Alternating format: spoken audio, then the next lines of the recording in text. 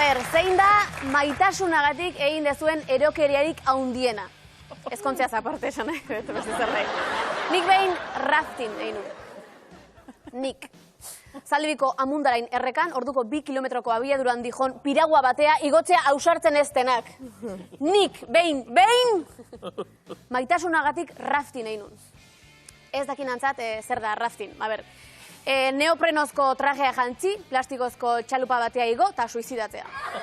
Hanak ez du lortzen, batzuk bizik ateatzen dien. Ni oitako bat izan nintzen. Ze politiak dian, bikoteak hola hasi berritan, harremanak. Ze magikoak, harreman berri bateko lehenengo momentu horiek, muxio emateko begiak isten dituzunean, pixa egiteko komuniko batea isten dezunean, kakarik ez egiteko ipurdiko lehioa isten dezunean. Zabaldu bihotza, zabaldu burua, zabaldu alua, baina itxi beste guztia. Hasierak desesperanteak dira, benetan. Bueno, harreman hasieran, lehenengo astean, Hueskara joan ginen, asteburu pasa. Riglos de Mayos, o Mayos de Riglos, ez dakit izan ez desegulas maten. Beti naztu iten naiz. Ostiral gauean iritsi ginen, eta bikotekideak esan zian ilusioz beteta. Biharko sorpresa badaukat. Eta nire sabelean tximeleta, poza, emozioa, jakin mina. Eta ez diazu bihar arte kontatuko esan nion. Ez, sorpresa. Eta horrela lokartu nintzen, sabelean tximeletak, poza, emozioa, jakin mina. Eta goizean esnatu ginenean, horrela jarraitzen nuen, sabelean tximeletak, sabelean poza, sabelean emozioa, sabelean jakin mina, eta esan zidan, rafting egitera goaz maitia. Sabelean San Bernardo bat, sabelean ezin egona, sabelean Manu Maritxalarren aldakak, sabelean eta zuzenean komunera. Kaka egiteren tabua aurreneko astean gainditu genuen. Zehatzago esateko, ordu betean 4 aldiz gainditu nuenik tabu hori. Enitzen ausartu egi esatera, egia konfesatera, ze esan behar nion. Ez dut rafting egin nahi, bildurra emateit, euria egiten dunean mangitoa jazte ditut. Iritsi ginen lekura. Neoprenoa alnu moduan jantzi eta 6 pertsonako taldean sartu gintuzten. Gero, kasko bat eman ziaten. Kasko bat. Kasko bat ematei zuten bakoitzean, zesan nahi du.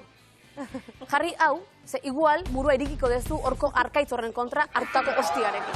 Baina irribarre batekin ematei zuten, eta ja horrek despistatu egite zaitu. Eta esaten diozu monitoreari, hau zertako da, eta monitoreak, lasai. A ber, ez dago arriskurik, bada ezpada, jarri behar da besterik ez. A ber, jende, zu noizbait jarri aldezu kaskorik, bada ezpada, marianitoa eta kalamare batzu jatea guteko ez.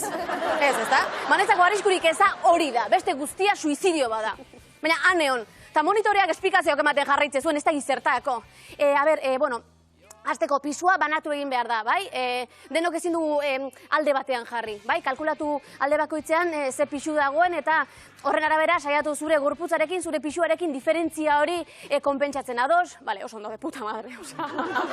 Urgauzi batean noa, goitik bera, ura begietan, ura zintzurrean, eta kaka neoprenoan barrena, eta niko handik hasi behar den matematikak egiten, a ber, ne kiloak ze aldeta banatu behar dituten. Da, monitoreak, ez, ni joango naiz esker edo eskuin esaten lasai.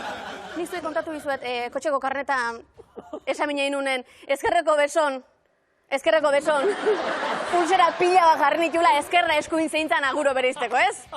Ba, hori, orduan pulsereik geneukan. Azkeneko irakasgaia, esateizu monitoreak, txalupa bolkatzen denean, nola bolkatzen denean. Denean, osea, etzun esan bolkatzen bada, ez, bolkatzen denean, osea, bolka bingo da, bai ala bai.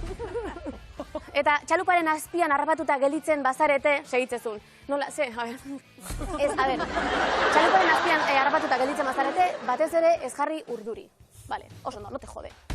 Segitzen du, monitoreak. Zer, urduri gaudenean, oksigeno bikoitza edo hirukoitza kontsumitzen dugu, eta, bueno, txalupa eta uraren arteko oksigenoa, ba, ez da asko, beraz, garrantzitsua da, oso garrantzitsua da, lasai egotea. Claro. Pertsona lasaitzeko modurik onena hoi da, esatea. Urduri jartzen bazea, aguro hilko zea, asike aldala lasai egon. Oso teknika ona da, oso ona. Psikologian irakatsi beharko luketen teknika bada. Bueno, azkenean iritsi ginen, helmugara. Egin nun rafting, bizirik. Enion egiari konfesatu. Baina handik urte betera, plan berdina proposatu zian. Riglos de Mayos, Mayos de Riglos, ondiztek izena nola dan. Hauntza aiatu ginen berriz ere, eta berriz ere leku igualan geundenean, Begietara begiratu nion, eta esan nion, jantzik asko amaitia, nik bustiko zaitut. Ta txaluparen azpian zaudenean, hartu arnasa beharra deina. Hor oxigenorik etzaizu faltako sekulata. Eskerrik asko.